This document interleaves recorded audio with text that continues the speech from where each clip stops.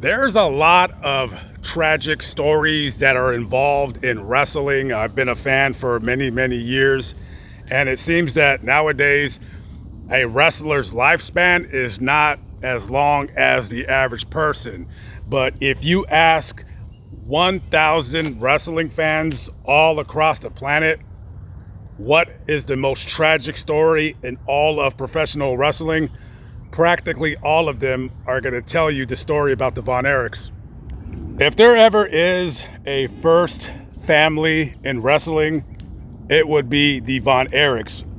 And it would start with the patriarch, Fritz Von Erich, and then it would go down to his 6 sons. Now, Fritz, whose real name is Jack Atkinson, was born down in Jewett, Texas on August 16, 1929. He was a high school athlete, and after graduating high school, he attended Southern Methodist University, where he was, I believe, a football player, and he also threw the discus. And after he graduated from SMU, he's going into the football draft. Now, at the time, he was drafted by the Dallas Texans. Now, they're not around anymore. They're not the Dallas Cowboys. It's a totally different league, I believe. I believe that team later would become the Baltimore Colts, and then they would move, so forth and so on. So he was drafted as a guard, but eventually he would get cut by the team. So, okay. You're cut, you don't know what to do now, so you got to find something to do. And somebody told him that he should get into wrestling. Now, Jack is about 6'4", 260 pounds, very strong guy. So he gives this try in wrestling, and he eventually links up with a promotion in Canada. So he would be wrestling professionally in Canada. And back in those days, all of the wrestling venues, a lot of it was very territorial. So you'd have one Missouri, where their territory was Missouri, and the other guy would be Ohio, so forth and so on. So this guy's wrestling in Canada, and some guy that was in charge of the promotion, he tells him, he says, "Hey, listen, I got an idea.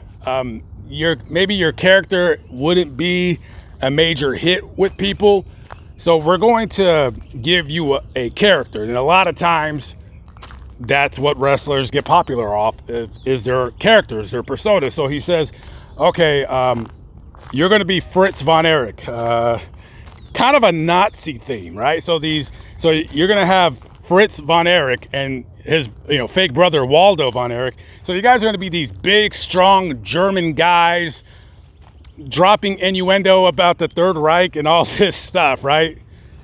So I guess you could say the characters were a hit, and they became very, very popular. And Fritz would go on to wrestle from that time on. I think his last match was in 1982 versus King Kong Bundy. And after that, he was pretty much done. But of course, he would have 6 kids, and tragedy would strike the Von Erich family pretty quickly. So you had Jack Jr., that was his first kid. So while he was wrestling over in Canada, the family lived in Niagara Falls, which is the town that lies on the border between the United States and Canada. And on March 7th, 1959, in a very freak accident, little 6 years old Jack Atkinson Jr. was walking down a street, and a downed power line hits the ground. He doesn't know what's going on, and he accidentally hit the power line, and it knocked him unconscious, and he ended up drowning in a small pool of frozen or melting snow. So now it's already 1959, and you're already bearing a child. Fritz and his wife would later have 5 sons, and they were all a part of the wrestling family. You had Kerry, Kevin, David, Mike, and Chris. 4 of those stories would have very, very tragic endings. David was 25 years of age at the time of his death. Now, if you watch some wrestling interviews like I like to watch on occasion, a lot of wrestlers would say that of all of the sons that were involved in wrestling, they would say the general consensus is that David had the most talent and he was the most technical, a man that knew what he was doing in the ring, and you could feel safe wrestling with this guy because you knew that he was not going to try to hurt you. You got a lot of wrestlers out there that other wrestlers would fear to wrestle because these guys would hurt you, and they didn't mean to hurt you. They would just hurt you. So David, of course, you can see him. He is the biggest of all of the brothers. And I didn't get to watch David wrestle because they were on the WCCW, World Class Championship Wrestling. I believe that was Fritz's part ownership in that. And we didn't have WCCW. All I had to live on as a little kid was WWF, which is now the WWE.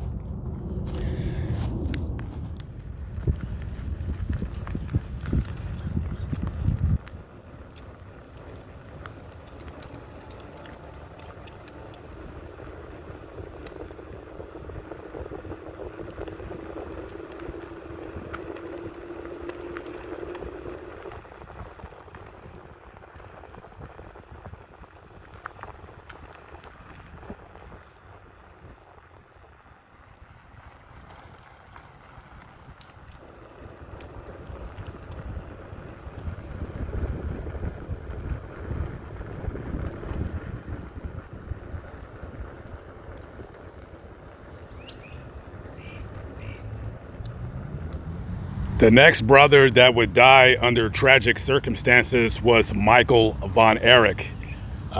He was the brother that in some interviews, people said that he was the least in love with wrestling. And I believe they say that because there's a lot of pressure under this kid to almost in a sense replace David as, I guess, the main guy, the main brother. And, you know, a few people have said that Fritz was, they would just say, mean. And he was very tough on his kids because, well, you know, you're a tough guy and you want to be tough on your boys because you want them to be everything and more that you were not. Now, during the summer of 1985, Mike was wrestling for a promotion in Israel when he hurt his shoulder. Now, he had surgery done in Israel, but the doctors, I guess something went wrong and he got an infection. And later he went into, he got even in worse shape. He got toxic shock syndrome, which basically is a bacteria that gets into your blood, and depending on the kind of bacteria, it could have a 50% mortality rate. So when the doctor says you have that, it's very important for you to be hospitalized and to get on all of the medications and the drugs that the doctors give you so you can make it out okay. And some say that because of the toxic shock syndrome that he suffered some kind of brain damage. Now, I'm not sure if those two correlate, but then again, I've never had it and I don't know. And, you know, when you couple that with the fact of him getting into a really bad car accident and just, you know, the over monumental pressure that this kid kind of was placed upon him by his dad, by wrestling fans, to maybe replace what you cannot replace, just truly bothered him. It was a set of demons within him that he just couldn't live up to the challenge or the task at hand.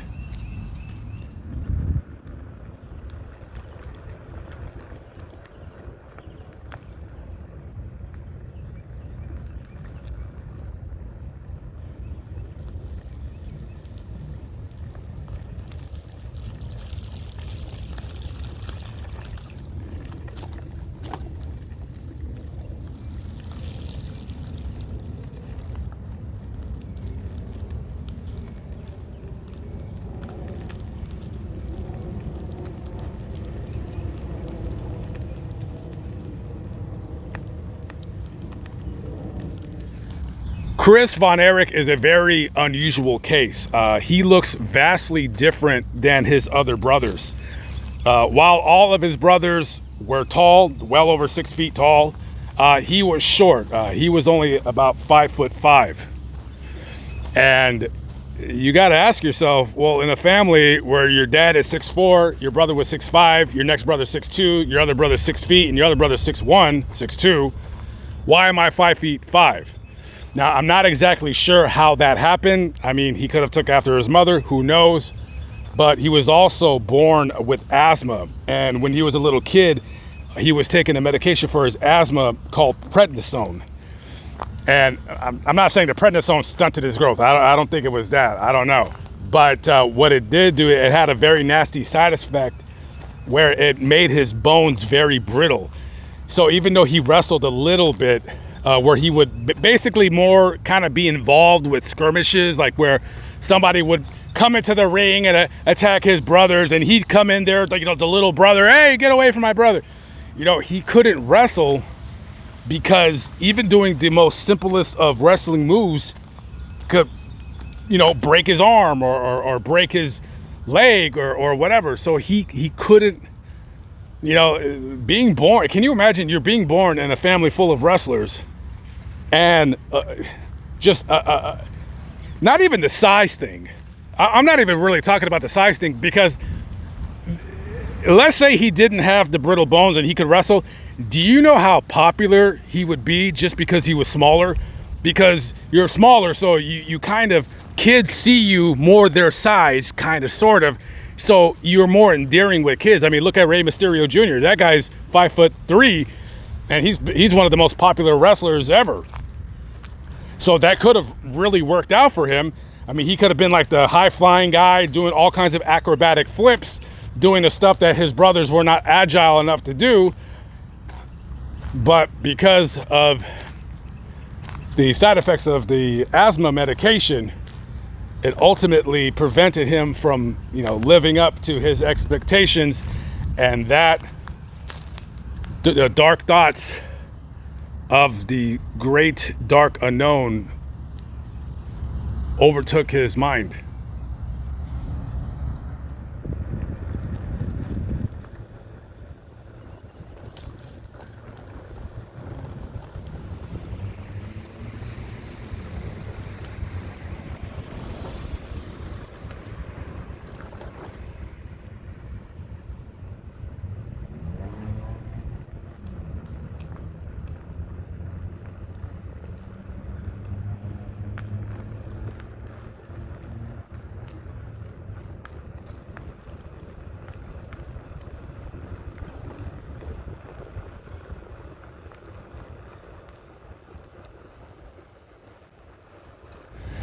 It's truly hard for me to gauge exactly which brother was the most popular, but if I were a betting man, I would say it was Kerry Von Erich. He's actually the only Von Erich brother that I was able to see wrestle as a kid. And that was because, like I said earlier in the video, we didn't have cable, so I didn't get to watch WCCW or WCW or NWA. I only got to watch WWF because it was on regular TV channels. So Kerry Von Erich had joined the WWF, I want to say maybe 1991, 1992. I was still an avid wrestling fan at the time. And man, I mean, one of my favorite wrestlers growing up, the Texas Tornado. Very handsome guy, very well built. One of the very few wrestlers that was actually bigger than the Ultimate Warrior. And just in a magnificent shape, pretty good wrestler. I remember when he would come out as a Texas Tornado, the camera would pan into the audience and it would show like women gawking at him. Because, he's a very good looking guy. And, tragedy would befall Kerry as well. Now, I want to say back in 1986, this guy got into a really bad motorcycle accident, and I want to say he mangled up his right leg really, really bad. He might have shattered his lower tibia. So the doctors were able to save his leg but he was supposed to keep off of his feet and let it heal. And apparently he tried to start walking on it before it had a chance to heal. Now, mind you, this guy, when he was younger, he was an extremely gifted athlete. As a matter of fact, during the 1980 Summer Olympics, or coming up to the 1980 Summer Olympics, he was going to compete in them in some event or another. When he was in high school, he was a track and field athlete, super athlete. But because of the U.S. boycotting the Olympics, he was unable to do that. So when he's trying to walk on his foot, he did some form or another of damage, and the doctors told him, we're going to have to amputate your foot. Now, you would think your wrestling career would be over after that. But no. By the time he came into the WWF, he had a prosthetic foot, and it was amazing to see him wrestle, because when I first heard this, because it was a rumor for a long time, but when the internet, when I started, looking up wrestling stories, and I remember that old rumor, no, it looked like on the internet it was true. And I would watch old videos of him wrestling, and you could not tell. Like, he wouldn't favor a leg. And it takes a lot of confidence to be able to wrestle like that. Now, at that time, it was a very well-kept secret, so not many people knew. As a matter of fact, there was a story that he would take a shower with his boots on because he didn't want anybody to know that he had a prosthetic right foot, and that, other wrestlers were wrestling a guy. Maybe he didn't want them to know, being that you just don't want nobody to know, but maybe he didn't want anybody to take it easy on him in the ring. He wanted to be treated just like everybody else. And so, he wrestled in the WWF, very popular wrestler, the Texas Tornado, for quite a number of years.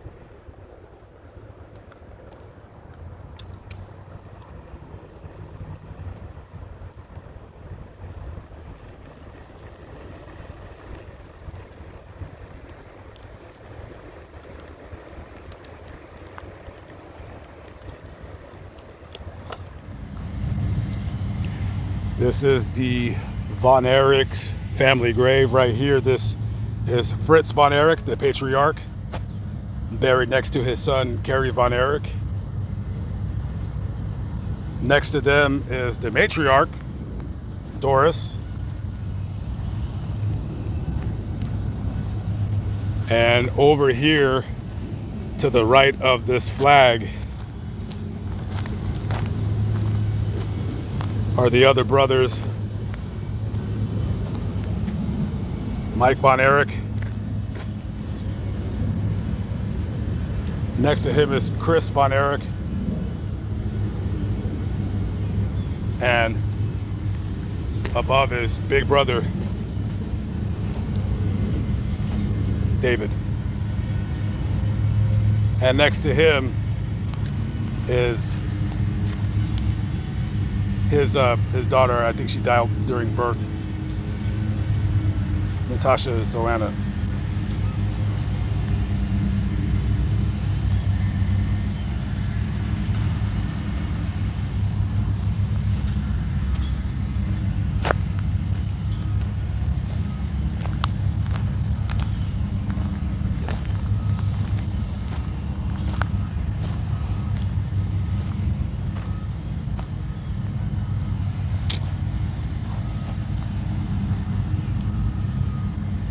Rest in peace to the Von Erich family. wrestling's #1 family of all time. Okay, guys, I'm out of here. Fascinating graveyard. I'll see you on the next video. Peace out.